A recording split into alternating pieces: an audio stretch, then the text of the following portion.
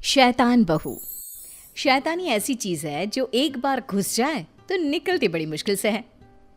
रीमा जी की बहू बिन्नी बहुत शांत मिजाज की थी, ना किसी से ज्यादा बात करती और ना ही किसी से ज्यादा मिलती जुलती। वैसे बहू अच्छी है, ज्यादा लपड़ तपड़ में नहीं रहती, कम बोलती है, कम सुनती है। नहीं तो पड़ोसन की बहू सारा दिन घर के बाहर लोगों का जमावड़ा लेकर खड़ी होती है। लेकिन रीमा को क्या पता था, जो शांत है वही असली तूफान का कारण बनने वाला है। माँ, मेरा शेविंग ब्लेड नहीं दिख रहा है, न जाने कहाँ चला गया। तभी ससुर की जोर से चिल्लाने की आवाज आती है। अरे भैया, अरे ये ब्लेड यहाँ किसने रखा? ये क्या, ब्लेड और वो भी ससुर जी की कुर्सी पर? लेकिन ये ब्लेड तो सन्नी के कमरे में होता है ना, वहां से कौन यहाँ रख देगा? अरे मुझे क्या पता, मैंने तो बस बहू को बोला था कि मेरी चेयर के पास चाय रख दे, मैं नहा कर आ ही रहा हूँ।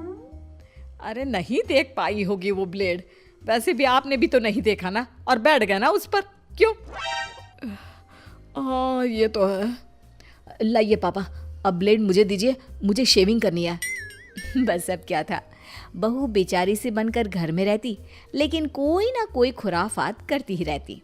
फिर एक दिन, आज तो मैं राजमा चावल बनाकर खिलाती हूँ बहू। वो क्या है ना, सन्नी को मेरे हाथ के राजमा पसंद है, तू खड़ी होकर देखना कैसे बनता है, ठीक है ना? लेकिन मुझे तो आता है राजमा बनाना मम्मी जी, मैं भला क्यों सीखूं? अरे चुप रह, सुना नहीं मैंने क्या कहा? सन्नी को मेरे हाथ के राजमा पसंद है इसलिए। ठीक है माँ जी, कल को आप मर जाती हैं तो कम से कम मैं उन्हें आपकी कमी तो नहीं होने दूंगी। चलिए आप ये राजमा बनाना मुझे सिखा ही दीजिए। ससुर सास बहू की बात सुन रहे थे, वो बहू की बात पर जोर से हंसते हैं।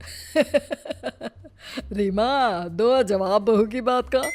हाँ जी, तो बात यह है कि सास इसलिए बहू को नहीं सिखाती कि वो मर जाए तो बहू बेटे को माँ की कमी महसूस ना होने दे, लेकिन मैं तुझे इसलिए सिखा रही हूँ क्योंकि अब से मैं आराम से बैठा करूंगी और घर में तू राजमा बनाएगी, समझी? बहू को सास की आराम परस्ती वाली सोच पर गुस्सा आ जाता है।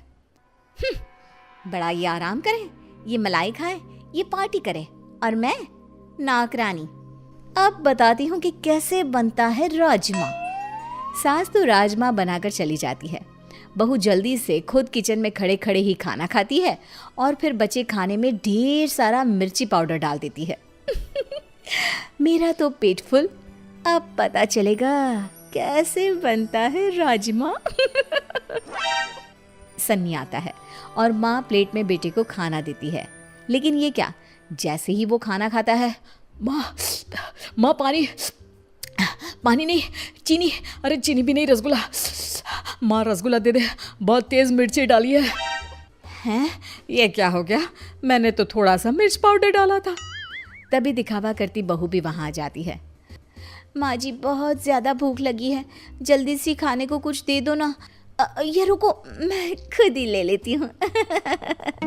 हाँ तो खुद ही ले लेना, इसमें करने की क्या जरूरत है? वो माँ जी इसलिए क्योंकि वो क्या है ना, आप ही ने तो कहा था कि मैं आपसे बिल्कुल ऐसे ही राजमा बनाना सीख लूँ, तो जब तक खाऊंगी नहीं पता कैसे चलेगा कि कैसे बनाना है, कैसे बने हैं क्या? अरे नहीं नहीं, तुम रहने ही दो, तुम मत खाना, बहुत सारा मिर्च है इसमें, और प्लीज ऐसे राजमा तो बिल्कुल मत बनाना। सास को बहुत गुस्सा आता है कि बेटा ऐसा कैसे बोल रहा है। भाई कल तक तो ऐसे ही राजमे को उंगली चाट चाट कर खाया करता था, लेकिन फिर भी ये सवाल रह गया कि मिर्च आई कहाँ से? बहू, मैंने तो राजमे में मिर्च बहुत कम डाली थी, फिर कहाँ से मिर्ची आई? क्या है माँ, उस पर शक क्यों कर रही हो? अरे वो क्यों करेगी? और माना कि जलन के मारे वो ऐसा कर भी दे तो वो क्या खुद खाने की जिद करती? क्या माँ, उम्र हो रही है तुम्हारी। माँ भी समझ जाती है कि उसकी उम्र तो हो रही है, लेकिन मिर्च इतनी ज्यादा। खैर, बहू की शैतानियाँ तो बढ़ती ही जाती है। वो ना कुछ देखती ना कुछ सोचती, बस कुछ ना कुछ शैतानियाँ करती रहती। फिर एक दिन, हम लोग ना थोड़ा घूमने जा रहे हैं। अरे थोड़ा क्यों जा रहे हैं, अब जाना ही है तो पूरे जाइए ना। मजाक कर रही हैं आप? अरे नहीं नहीं, क्यों? हम क्यों मजाक करेंगे? बड़ी मजाकिया हैं आप। अच्छा सुनिए ना, कल से हम लोगों के बगान में पानी दे देना ना। और हाँ, वहाँ कोई भी पौधा मरना नहीं चाहिए, नहीं तो। नहीं तो क्या है? एक तो मदद करेंगे, ऊपर से धमकी। अरे ना जी ना, ये बर्दाश्त नहीं होगा। बहू को बुरा लग जाता है, या यूं कहे कि पड़ोसन और सास के बीच की नोक झोंक के बीच उसके मन का खुराफाती दिमाग जाग जाता है। फिर अगले रोज पड़ोसन के घर जाकर बहू सारा बाग तहस नहस कर देती है, गेट के अंदर गाय छोड़ देती है और सारे गमले तोड़कर घर जाकर सो जाती है। हे भगवान, अपने घर का काम कम है, जो पड़ोसन नई ड्यूटी देकर गई है उनके पेड़ों को पानी डालने की। अब तो होगा बवाल पूरा वाला। सास पानी की बाल्टी लेकर जैसे ही पड़ोसी के घर जाती है, पर ये क्या, सारा का सारा बगीचा तो अब है सही वक्त पड़ोसन को फोन कर देती हूँ कि भाई सासू माँ लेकर तो गई थी बाल्टी में पानी, लेकिन लग रहा है आपका सारा बाग बर्बाद करके आई है।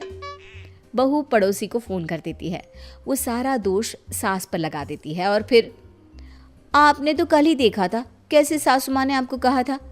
वैसे सासू माँ को ना ऐसा नहीं करना चाहिए था।